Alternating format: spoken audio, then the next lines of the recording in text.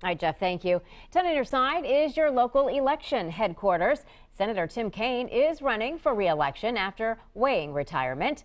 Capitol Bureau reporter Jackie DeFusco reports Kaine did a really good job of keeping this a secret.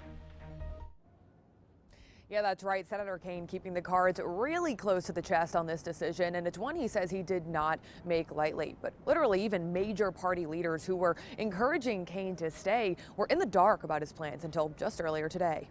Today, U.S. Senator Tim Kaine committing to seek a third term in Congress after considering retirement. Having made the decision, I'm all in. Kaine, who has nearly 30 years of public service under his belt, broke his silence in Richmond this morning after an economic roundtable. I'm a servant.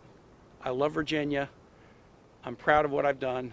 I got a whole lot more I want to do. Democrats now breathing a sigh of relief after concerns that Kaine's departure could have teed up an even more competitive race as they hope to hold on to a razor-thin Senate majority. Democrats already face a difficult electoral map in 2024, defending far more seats than the GOP.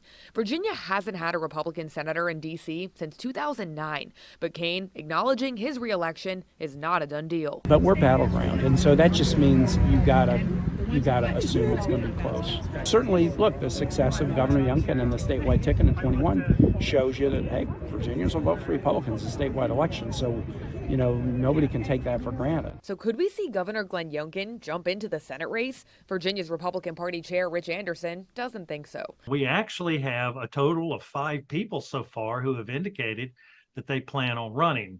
None of those are Governor Youngkin.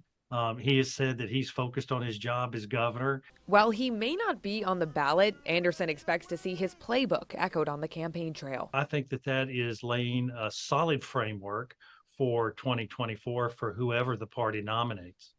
Now, a recent poll actually analyzed a hypothetical matchup between Senator Kaine and Governor Youngkin in the 2024 Senate race, and it found it would be a toss-up, likely Virginia's closest Senate race in a decade, the researchers said. Youngkin's office tonight is not commenting on Kaine's announcement. Reporting in Richmond, I'm Jackie DeFusco.